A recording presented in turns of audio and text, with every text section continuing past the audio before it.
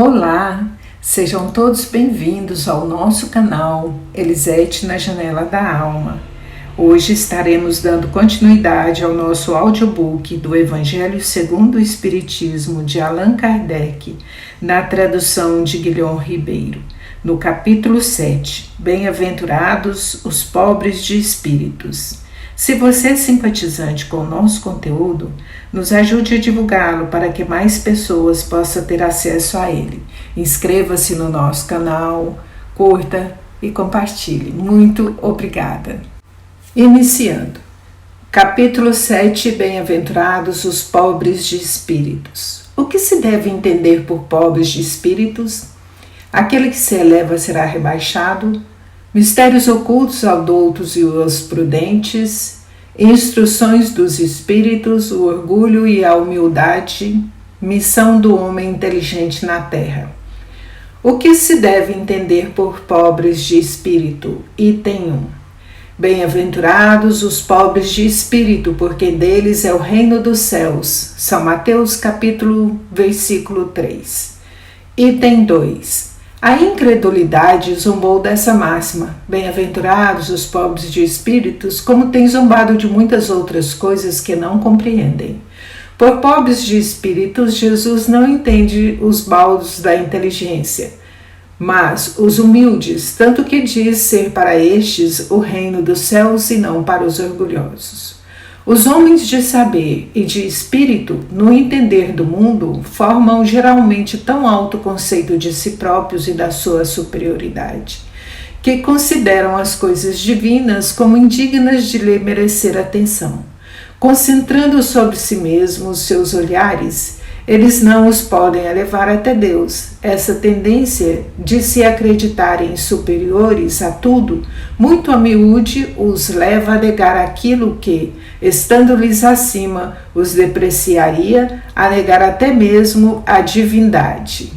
Ou se condescendem em admiti-la, contestam-lhe um dos mais belos atributos, a ação providencial sobre as coisas deste mundo, persuadidos de que eles são suficientes para o bem governá-lo.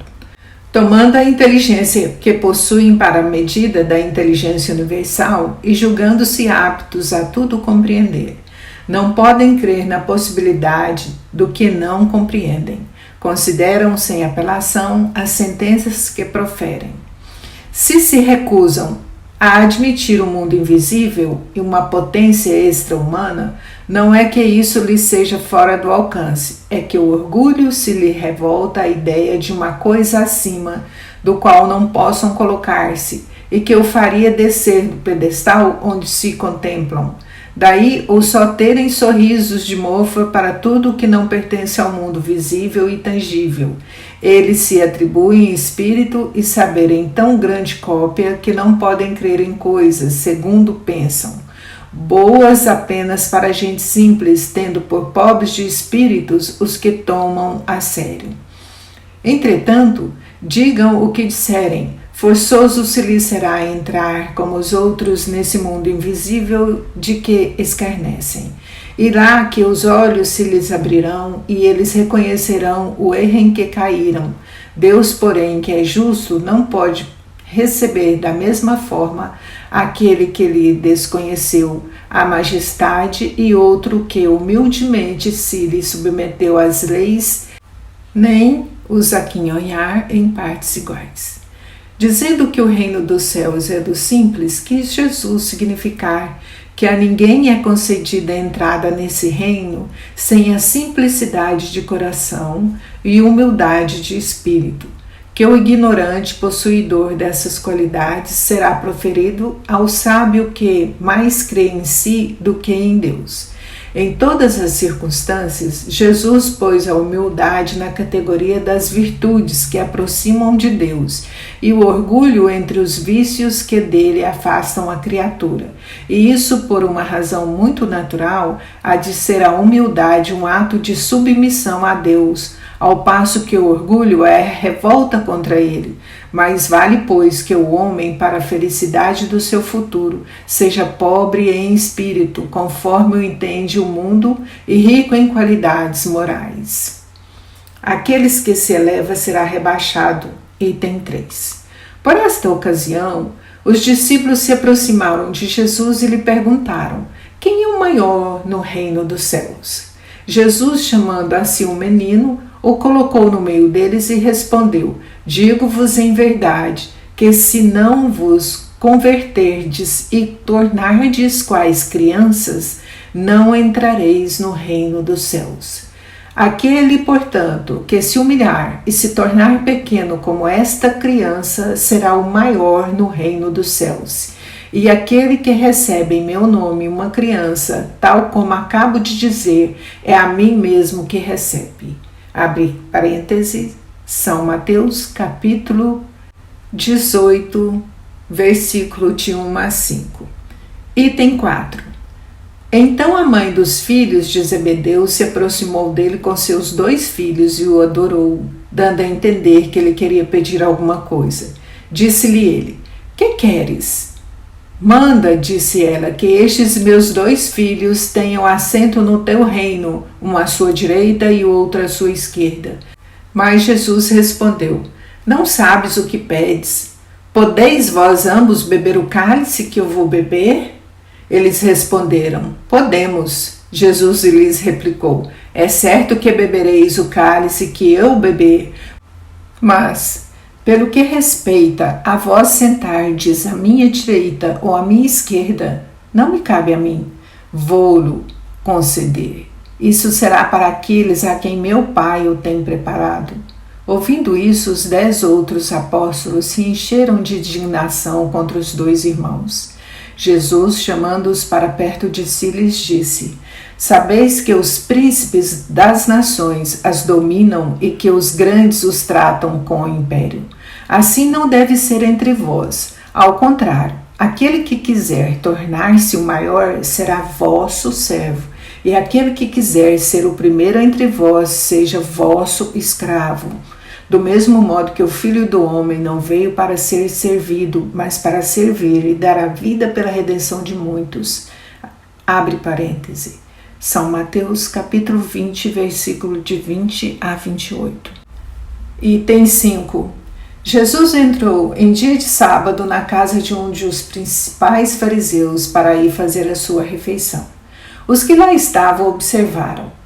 Então, notando que os convidados escolhiam os primeiros lugares, propôs-lhes uma parábola dizendo: abre aspas, quando fordes convidados para bodas, não tomeis o primeiro lugar, para que não suceda que, havendo entre os convidados uma pessoa mais considerada de que vós, aquele que vos haja convidado venha a dizer-vos: dai o vosso lugar a este, e vos sejais constrangidos a ocupar, cheios de vergonha, o último lugar. Quando fordes convidados, ide colocar-vos no último lugar, a fim de que, quando aquele que vos convidou chegar, vos diga: meu amigo, venha mais para cima, esse então será para vós um motivo de glória diante de todos os que estiverem convosco à mesa. Portanto, todo aquele que se eleva será rebaixado, e todo aquele que se abaixa será elevado. Fecha aspas. Abre parêntese. São Lucas, capítulo 19, versículo de 1 e 7 a 11. Fecha parêntese. Item 6. Estas máximas decorrem do princípio de humildade que Jesus não cessa de apresentar como condição essencial da felicidade prometida aos eleitos do Senhor, e que ele formulou assim, abre aspas, bem-aventurados os pobres de espíritos, pois que o reino dos céus lhe pertence. Fecha aspas. Ele toma uma criança como tipo de simplicidade de coração e diz: será o maior no reino dos céus aquele que se humilhar e se fizer pequeno como uma criança, isto é, que nenhuma pretensão alimentar a superioridade ou a infalibilidade. A mesma ideia fundamental se nos depara nesta outra máxima: seja o vosso servidor aquele que quiser tornar-se o maior, e nesta outra: aquele que se humilhar será exaltado e aquele que se elevar será rebaixado. O Espiritismo sanciona, pelo exemplo, a teoria, mostrando-nos na posição de grandes no mundo dos espíritos os que eram pequenos na terra, e bem pequenos muitas vezes. os que na terra eram os maiores e os mais poderosos, e que os primeiros, ao morrerem, levaram consigo aquilo que faz a verdadeira grandeza no céu e que não se perde nunca, as virtudes, ao passo que os outros tiveram de deixar aqui o que lhes constituía a grandeza terrena, e que se não leva para a outra vida, que é a riqueza, os títulos, a glória, a nobreza do nascimento. Nada mais possui senão isso, chegando ao outro mundo privados de tudo, como náufragos que tudo perderam, até as próprias roupas. Conservaram apenas o orgulho, que mais humilhante lhes toma nova posição, porquanto vêm colocados acima de si, a resplandecentes de glória os que eles na terra espezinharam. O Espiritismo aponta-nos outra aplicação do mesmo princípio nas encarnações sucessivas, mediante as quais os que numa existência ocuparam as mais elevadas posições descem à existência seguinte às mais ínfimas condições, desde que os tenham dominado o orgulho e a ambição. Não procureis, pois, na terra os primeiros lugares, nem vos colocar acima dos outros, se não quiserdes ser obrigado a descer. Buscai, ao contrário, o lugar mais humilde, mais modesto, porquanto Deus saberá dar-vos um mais elevado no céu, se o merecerdes. Mistérios ocultos aos doutos e aos prudentes, item 7. Disse então Jesus estas palavras, abre aspas, graças te rendo, meu Pai, Senhor do céu e da terra, por haveres ocultado estas coisas aos doutos e aos prudentes, e por as terem revelado aos simples e aos pequenos. Fecha aspas. Abre parêntese. São Mateus capítulo 11, versículo 25. Fecha parêntese. Item 8. Pode parecer singular que Jesus renda graças a Deus por haver revelado estas coisas aos simples e aos pequenos, que são os pobres de espírito, e por as ter ocultado aos doutos e aos prudentes mais aptos na aparência a compreendê-las. E que cumpre se entenda que os primeiros são os humildes, são os que humilham diante de Deus e não se consideram superiores a toda a gente. Os segundos são os orgulhosos e envaidecidos de seu saber mundano, os quais se julgam prudentes porque negam e tratam a Deus de igual para igual, quando não se recusam a admiti-lo, porquanto na antiguidade douto era o sinônimo de sábio. Por isso é que Deus lhes deixa a pesquisa dos segredos da terra e revela os do céu aos simples e aos humildes que diante dele se prostram. Item 9. O mesmo se dá hoje com as grandes verdades que o Espiritismo revelou. Alguns incrédulos se admiram de que os espíritos tão poucos esforços façam para os convencer, a razão em que estes últimos cuidam preferencialmente dos que procuram de boa fé e com humildade a luz, do que aqueles que se supõem na posse de toda a luz e imaginam talvez que Deus deveriam dar-lhe muito feliz em atraí-los a si, provando-lhes a sua existência. O poder de Deus se manifesta nas mais pequenas coisas como nas maiores. Ele não põe a luz debaixo do alqueire, por isso que a derrama em ondas por toda a parte, de tal sorte que só cegos não a veem. A estes não quer Deus abrir à força os olhos, dado que lhes apraz tê-los fechados. A vez deles chegará, mas é preciso que antes sintam as angústias das trevas e reconheçam que a divindade não é ao acaso que lhes fere o orgulho para vencer a incredulidade. Deus emprega os meios mais convenientes conforme os indivíduos. Não é a incredulidade que compete prescrever-lhe o que deva fazer, nem lhe cabe dizer, se me queres convencer, tens de proceder dessa ou daquela maneira, em tal ocasião e não em tal outra, porque essa ocasião é que a mais me convém. Não se espantem, pois, os incrédulos, de que nem Deus nem os espíritos são os executores da sua vontade, se lhes submetem às existências. Inquiram de si mesmos o que diriam se o último de seus servidores se lembrasse de lhes prescrever, fosse o que fosse. Deus impõe condições e não aceita as que queiram impor. Escuta, bondoso, o que ele se dirige humildemente e não os que se julgam mais do que ele. Item 10. Perguntar-se-á, não poderia Deus tocá-los pessoalmente por meio de manifestações retumbantes, diante das quais se inclinassem os mais obstinados e incrédulos? É fora de toda dúvida que poderia, mas então que mérito teria eles e aos demais, de que serviria? Não se vêem todos os dias criaturas que não cedem nem à evidência, chegando até a dizer, ainda que eu visse não acreditaria, porque sei que é impossível. Esses se negam assim a conhecer a verdade, e que ainda não trazem maduro o espírito para compreendê-la, nem o coração para senti-la. O orgulho é a catarata que lhes tolda a visão. De que vale apresentar a luz a um cego? Necessário é que este se lhe destrua a causa do mal. Daí vem que, médico hábil, Deus primeiramente corrige o orgulho. Ele não deixa o abandono àqueles de seus filhos que se acham perdidos, porquanto sabe que cedo ou tarde os olhos se lhes abrirão. Quer, porém, que isso se dê de modo próprio, quando vencidos pelos tormentos da incredulidade, eles venham de si mesmos lançar-lhes nos braços e pedir-lhe perdão, quais filhos pródigos. Instruções dos Espíritos, o orgulho e a humildade, item 11. Que a paz do Senhor seja convosco, meus queridos amigos. Aqui venho para encorajar-vos a seguir o bom caminho. Aos pobres espíritos que habitaram outrora a terra, conferiu Deus a missão de vos esclarecer.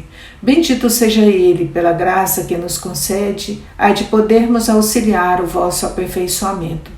Que o Espírito Santo me ilumine e ajude a tomar compreensível a minha palavra, outorgando-me o favor de pô-la ao alcance de todos. Ó vós, encarnados, que vos achais em prova e buscai a luz, que a vontade de Deus venha em meu auxílio para fazer brilhar os vossos olhos.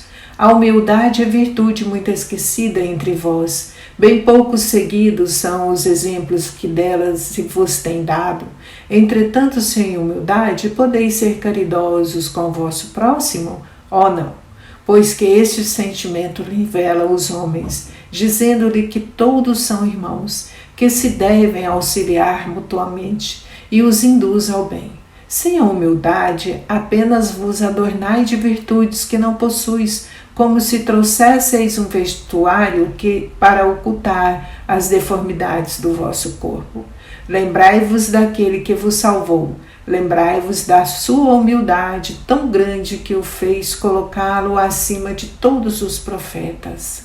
O orgulho é o terrível adversário da humildade. Se o Cristo prometiu o reino dos céus aos mais pobres, é porque os grandes da terra imaginam que os títulos e as riquezas são recompensas deferidas aos seus méritos e se consideram de essência mais pura do que a do pobre. Julgam que os títulos e as riquezas são deferidas pelo que, quando Deus os retira, o acusam de injustiça. Ó irrisão e cegueira! Pois então, Deus vos distingue pelos corpos? O envoltório do corpo do pobre não é o mesmo do que o rico? Terá o Criador feito duas espécies de homens? Tudo que Deus faz é grande e sábio. Não lhe atribuais nunca as ideias que os vossos cérebros orgulhosos engendram.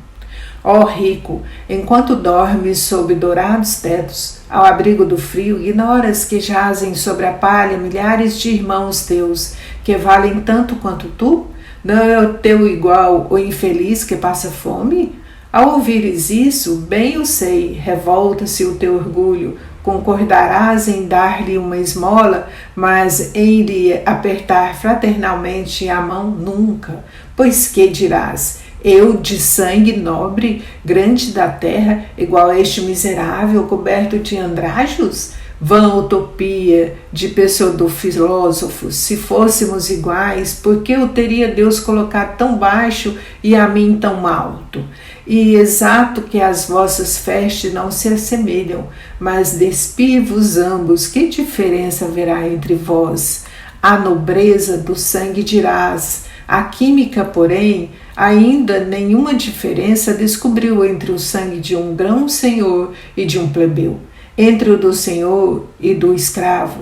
Quem te garante que também tu já não tenhas sido miseráveis e desgraçado como ele, que também não hajas pedido esmola, que não a pedirás um dia, e a esse mesmo a quem hoje desprezas? São eternas as riquezas? Não desaparecem quando se extingue o corpo, o envoltório perecível do teu espírito? Lança sobre ti um pouco de humildade. Põe os olhos, afinal, na realidade das coisas deste mundo, sobre o que dá lugar ao engrandecimento e ao rebaixamento do outro. Lembra-te que a morte não te poupará, como a nenhum homem, que os teus títulos não te preservarão do seu golpe, que ela poderá ferir-te amanhã, hoje e a qualquer hora. Se te enterras no teu orgulho, quanto então te lamento, pois bem, digno de compaixão serás. Orgulhosos que éreis antes de seres nobres e poderosos, talvez estivesseis abaixo do último do vosso criado. Curvai, portanto, as vossas frontes altaneiras, que Deus pode fazer se abaixem, justo no momento em que mais se elevais. Na balança divina são iguais todos os homens, só as virtudes os distingue aos olhos de Deus. São da mesma aparência, da mesma essência, todos os espíritos e formados de igual massa todos os corpos. Em nada os modificam os vossos títulos e os vossos nomes. Eles permanecerão no túmulo e de modo nenhum contribuirão para que gozeis da ventura dos eleitos. Estes, na caridade e na humildade, é que têm seus títulos de nobreza. Pobre criatura! És mãe, teus filhos sofrem, sentem frio, têm fome, e tu vais, curvada ao peso da tua cruz, humilhar-te para lhes conseguirem um pedaço de pão.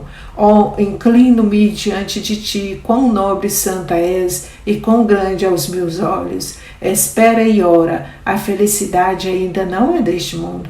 Aos pobres oprimidos que neles confiam, concedem Deus o reino de Deus. E tu, donzela, pobre criança, lançada ao trabalho, às privações, porque esses tristes pensamentos? Porque choras? Dirija a Deus, piedoso e sereno, o teu olhar. Ele dá o alimento aos passarinhos. Tem-lhe confiança, ele não te abandonará. O ruído das festas, dos prazeres do mundo, faz bater-lhe o coração. Também desejarás adorar as flores dos teus cabelos e misturar-te com os venturosos da terra. Dizeis de ti para contigo, que como essas mulheres que vês passar, despreocupadas e risonhas, também poderiam ser ricas? Caia-te, criança!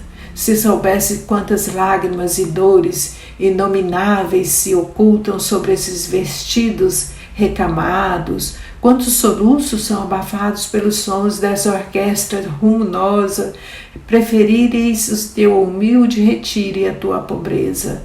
Conserva-te pura aos olhos de Deus, se não queres que o teu anjo guardião para o seu seio volte, cobrindo o semblante com as suas brancas asas e deixando-te com os teus remorsos sem guia, sem amparo neste mundo onde ficarias perdida a aguardar a punição do outro. Todos vós que dos homens sofreis injustiças, sede indulgentes para as faltas dos vossos irmãos, ponderando que também vós não vos achais isentos de culpas. Isto é caridade, mas é igualmente humildade. Se sofreis pelas calúnias, abaixai a cabeça sob essa prova, que vos importa as calúnias do mundo, se é puro o vosso proceder. Não pode Deus vô-la recompensar? Suportar com coragem as humildades dos homens é ser humilde e reconhecer que somente Deus é grande e poderoso. Meu Deus, será preciso que o Cristo volte segunda vez à terra para ensinar aos homens as tuas leis que eles ouvidam? Terá que de novo expulsar do templo os vendedores que conspurcam a tua casa, casa que é unicamente de oração, e que quem sabe, ó homens, se o não renegareis como outrora, caso Deus vos concedesse essa graça. Chamar-lhes-eis blasfemador, porque abateria o orgulho dos modernos fariseus, e bem possível que o fizesseis perlustrar novamente o caminho do Gólgota.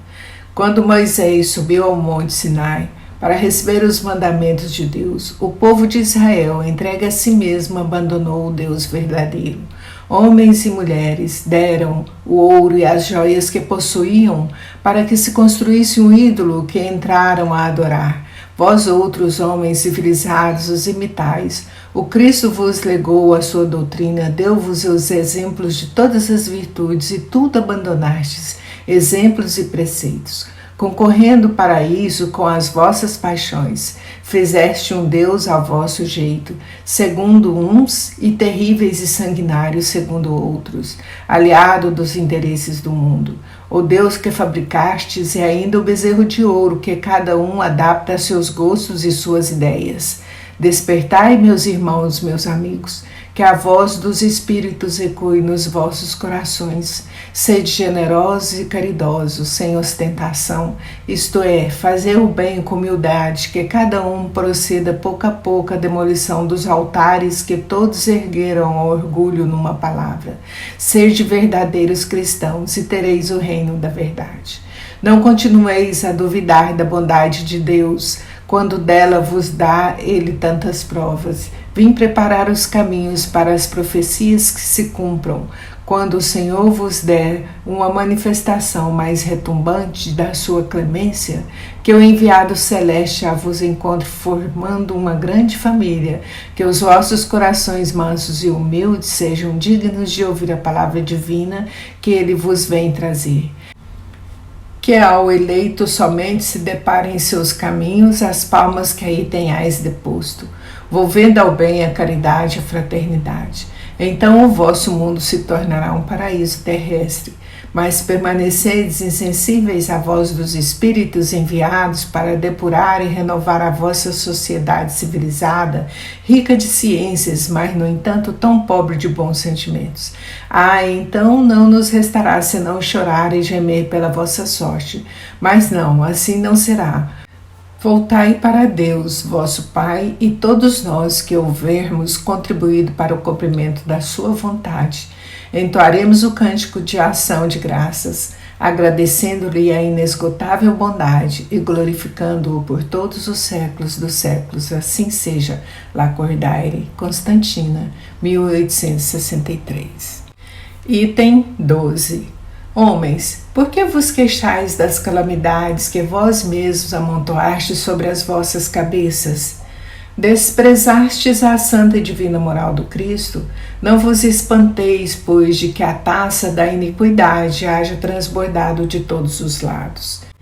Generaliza-se o mal-estar. A quem inculpar, senão a vós que incessantemente procurais esmagar-vos uns aos outros? Não podeis ser felizes sem muita benevolência. Mas como pode benevolência coexistir com orgulho? O orgulho eis a fonte de todos os vossos males. Aplicai-vos, portanto, em destruí-lo, se não lhe quiserdes perpetuar as funestas consequências. O único meio de vos oferecer para isso, mais infalível, tomardes para a regra invariável do vosso proceder a lei do Cristo, lei que tendes repelido ou falseado em sua interpretação. Porque a vez de ter em maior estima o que brilha e encanta os olhos do que o que toca o coração? Porque fazeis do vício na opulência objeto das vossas adulações, ao passo que desdenhais do verdadeiro mérito da obscuridade? Apresente-se em qualquer parte um rico debochado, perdido de corpo e alma, e todas as portas se lhe abrem, todas as atenções são para ele, enquanto para o homem de bem, que vive o seu trabalho, mal se dignam todos de saudá-lo com ar de proteção, quando a consideração dispensada aos outros que se mede pelo ouro que possuem, ou pelo nome de que usam. Que interesse podem eles ter em se corrigirem de seus defeitos?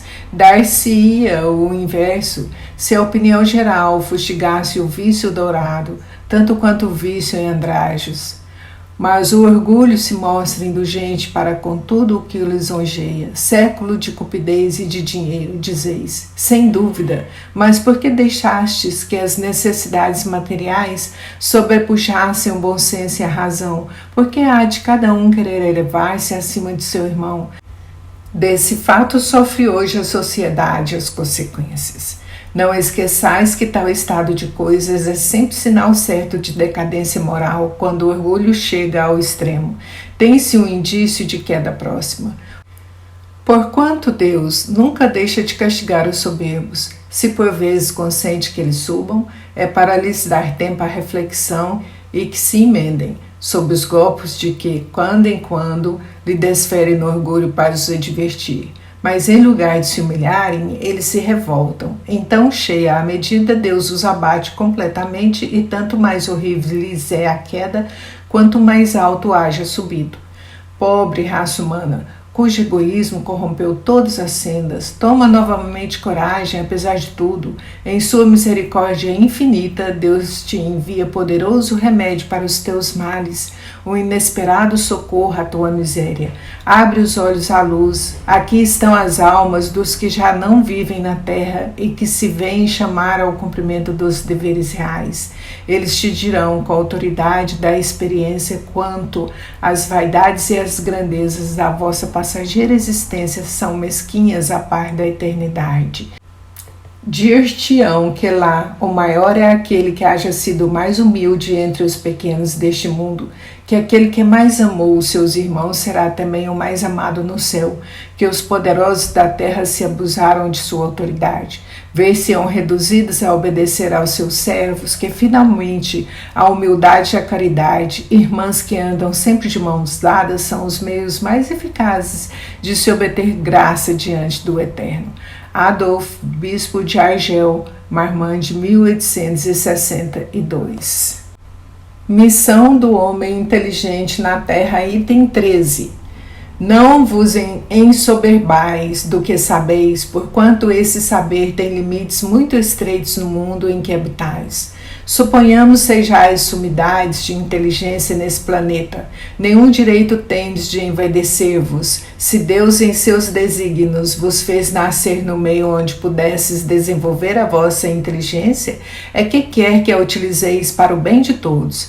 É uma missão que vos dá, pondo-vos nas mãos o instrumento com que podeis desenvolver por sua vez as inteligências retardatárias e conduzi-las a ele. A natureza do instrumento não está a indicar a utilização que deve prestar-se? A enxada que o jardineiro entrega a seu ajudante não mostra a esse último que lhe cumpra cavar a terra? Que direis se esse ajudante, em vez de trabalhar, erguesse a enxada para ferir o seu patrão? Diríeis que é horrível, que ele merece ser expulso. Pois bem, não se dá o mesmo com aquele que se serve da sua inteligência para destruir a ideia de Deus e da providência entre seus irmãos? Não levanta ele contra o seu senhor a enxada que lhe foi confiada para rotear o terreno? Tem ele direito ao salário prometido? Não merece, ao contrário, ser expulso do jardim? Sê-lo-á, não duvideis, e atravessará existências miseráveis e cheia de humilhações até que se curve diante daquele a quem tudo deve. A inteligência é rica de méritos para o futuro, mas sob as condições de ser bem empregada. Se todos os homens que a possuem dela se servir de conformidade com a vontade de Deus, fácil seria para os espíritos a tarefa de fazer que a humanidade avance. Infelizmente, muitos a tomam um instrumento de orgulho e de petição contra si mesmo. O homem abusa da inteligência como de todas as suas outras faculdades, e, no entanto, não lhe faltam ensinamentos que o advirtam de que uma poderosa mão pode retirar o que lhe concedeu. Ferdinando, Espírito Protetor, Bordeaux, 1862. Concluímos assim mais este capítulo. Agradecemos a todos que estiveram conosco até aqui. Muito obrigada.